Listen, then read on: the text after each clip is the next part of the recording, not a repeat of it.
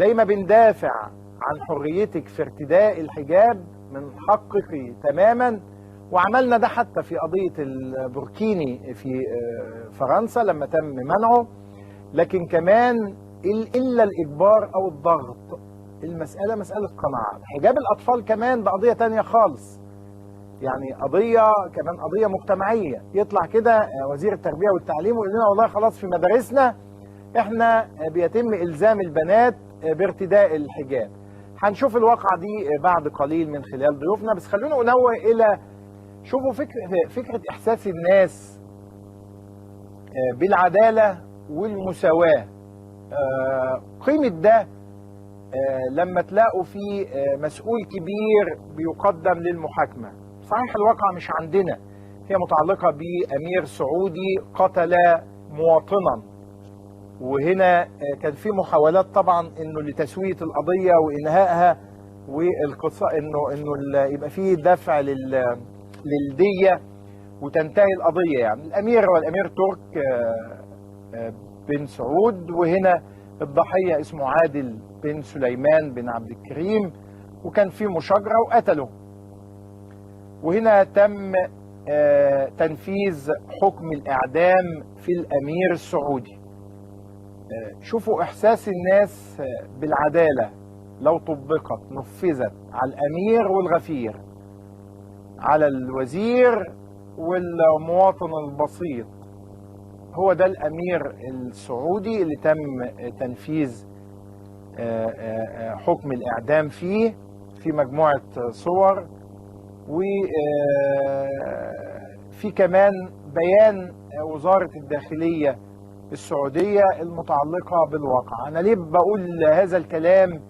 علشان كمان بيحصل عندنا أحيانا البعض بيعتقد، ويجب طبعا أن هذا الاعتقاد يكون خاطئا، أتمنى ذلك، أن القانون لا يطبق على الجميع. تعالوا نشوف بيان المملكة العربية السعودية عن إعدام الأمير السعودي، اللي بيخلينا نقول نتمنى أن نصل في عالمنا كله. العدالة لا حدود لها ولا جنسية لها. لما أشوف ربما نتمنى أن العدالة تطبق على الجميع، خاصة زي ما بقول لكم. طب ده كمان يخلينا نتمنى أنه يتم تطبيق العدالة على كل من يضطهد مواطنا. الكفيل المصري، الكفيل السعودي اللي بيطحن العمالة أحيانا ويلفق لها ويخطف مصيرها ومستقبلها. أتمنى أنه مفهوم العدالة يتسع. وزي ما بقول لكم في قضية الكفيل، لا كنا بندخل فيها في مناقشات مع المسؤولين السعوديين ومع السلطات السعودية. يعني الحديث عنها مش حديث خصومة، لا حديث محاولة لإلغاء هذا النظام اللي هو نظام عبودية يعني. فأنا بسلط الضوء على هذه القضية متمنيا حالما بأن العدالة تطبق على الجميع. أصدرت وزارة الداخلية اليوم بيانا حول تنفيذ حكم القتل قصاصا بأحد الجناه فيما يلي نصه. أقدم تركي بن سعود بن تركي بن سعود الكبير سعودي الجنسية على قتل عادل بن سليمان بن عبد الكريم المحميد سعودي الجنسية، وذلك بإطلاق النار عليه على إثر مشاجرة جماعية. وبفضل من الله تمكنت سلطات الأمن من القبض على الجاني المذكور، وأسفر التحقيق معه عن توجيه الاتهام إليه بارتكاب جريمته وبإحالته إلى المحكمة العامة، وصدر بحقه صك يقضي بثبوت ما نسب إليه والحكم عليه بالقتل قصاصا، وأيد ذلك من محكمة الاستئناف ومن المحكمة العليا، وصدر أمر ملكي بإنفاذ ما تقرر شرعا، وأيد من مرجعه بحق الجاني المذكور. وقد تم تنفيذ حكم القتل قصاصا في الجاني تركي بن سعود بن تركي بن سعود الكبير سعودي الجنسية اليوم الثلاثاء الموافق ل17 من شهر محرم عام 38 و400 وألف من الهجرة بمدينة الرياض بمنطقة الرياض.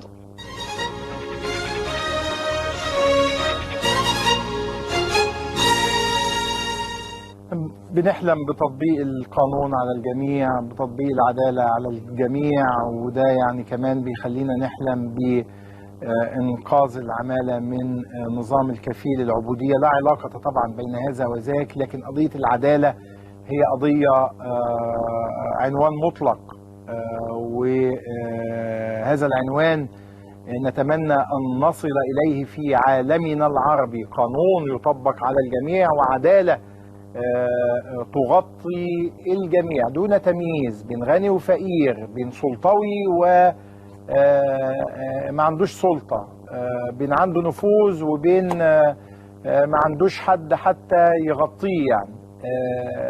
بنحلم كمان الأمين. أنا عايز أذكركم طالما بنتكلم عن قضايا الأمراء، أيضا كان الفنان الكبير أحمد عدوية، كنا في حلقة سابقة وكان هو لأنه تعرض للظلم وللشلل بسبب ما قام به أمير كويتي أيضا، فكان دايما يقول القصاص امتى يتحقق. يعني ايضا السلطات الكويتيه في وقتها في اجراءات كثيره يعني ادخلت هذا الامير الكويتي السجن في قضايا تانية مختلفه، اللي هو الامير طلال الصباح.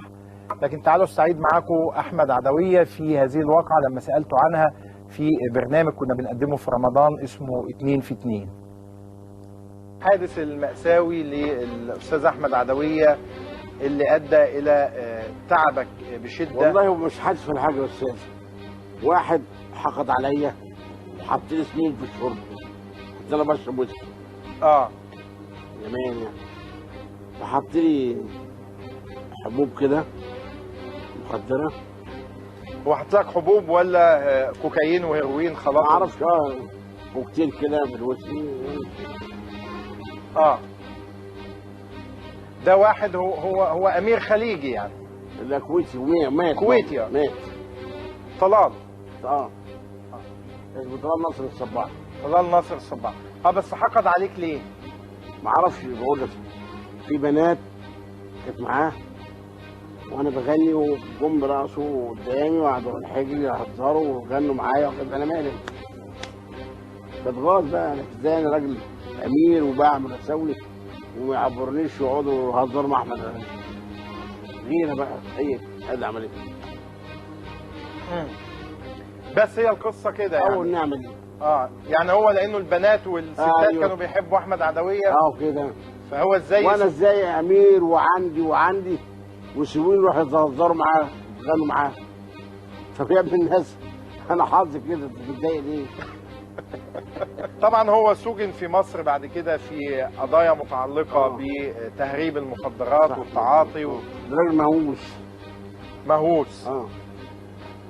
مهووس وعرة. راح لحاله بقى. الله يسلمك.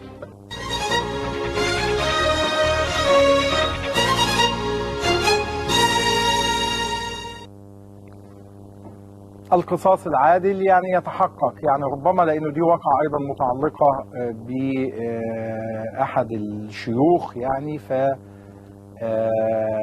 قضية العدالة وقضية القانون الذي يجب أن يطبق على الجميع. فعشان كده بقول لكم إنه لما تلاقوا في قضايا من هذا النوع فالناس يعني هتظل تحلم بأن القانون يطبق على الجميع. دموع المواطن البورسعيدي اللي شفناها بالأمس، وزي ما بقول لكم احنا يعني الحديث بقى عن ان اصل في مشاهد ويا جماعه اصل 11/11 مفيش، يعني ال 11/11 ليس الا وهما في اذهان البعض يعني. وبالتالي ده مش هيوقفنا عن الحديث عن المشاكل والاحباطات المعيشيه، وده يعني لا في زخم احنا شايفينه يعني، ولا في يعني اي حتى صرخة احتجاج او غضب بيبقى لها مقدمات يعني ليست موجودة. يعني احنا امام دعوات اخوانية بيدعوا ليها وما بينزلوش، بيدعوا ليها بهدف اهو احنا بنشتغل اهو احنا موجودين، يعني عايزين يقولوا بس احنا اهو موجودين. وكم من دعوات اطلقوها ودعوا اليها ولم نشهد شيئا ولم نشاهد منهم مواطنا واحدا في الشارع يعني. لانه اللي بيدعوا لهذه الدعوات قادتهم اللي قاعدين في تركيا وقطر والدول بعض الدول الاوروبيه والولايات المتحده الامريكيه ودول مختلفه يعني. وبالتالي هنا محدش بقى يقول اصله الدموع بتاع الراجل دي ممكن تؤثر في الناس، فالناس تلاقيها يوم 11/11 نازله، الناس متمسكه. وبعدين حتى